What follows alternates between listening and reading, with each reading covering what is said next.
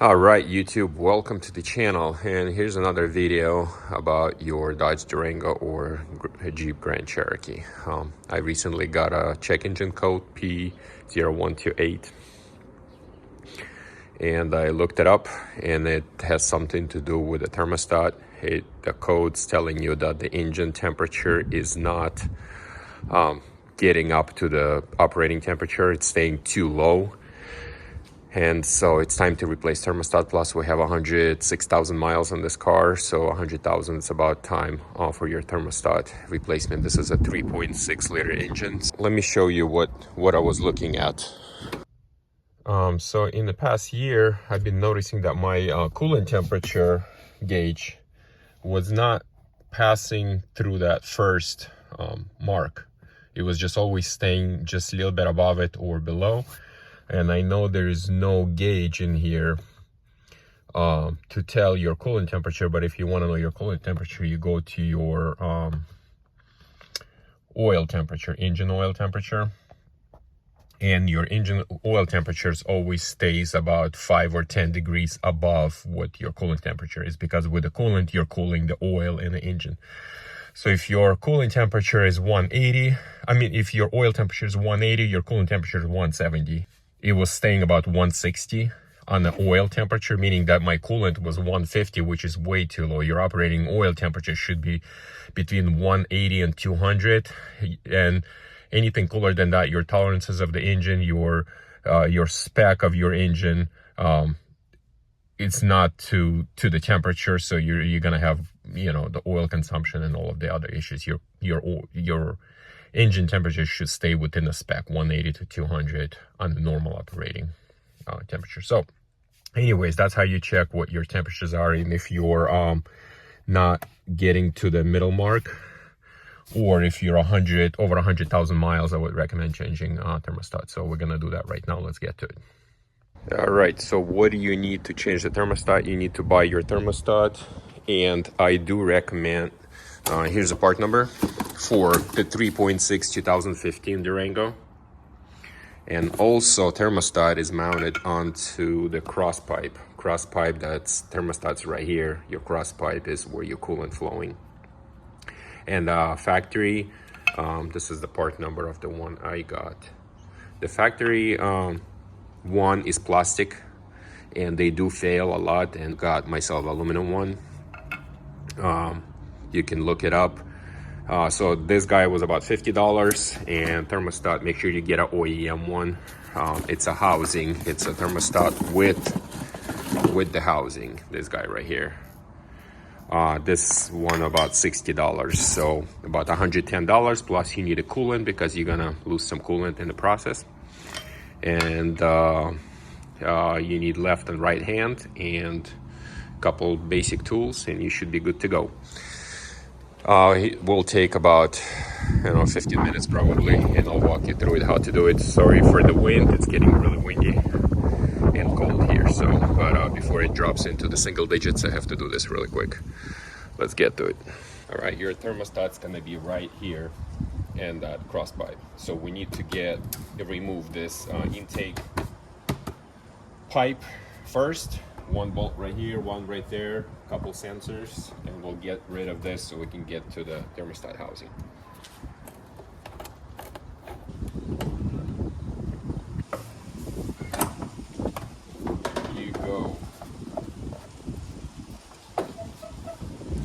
I'm not gonna unplug everything in there. I just put it away so I can get to it. Here's your thermostat housing, and the cross pipe is right underneath. So we need to unbolt these two guys and move this air pump.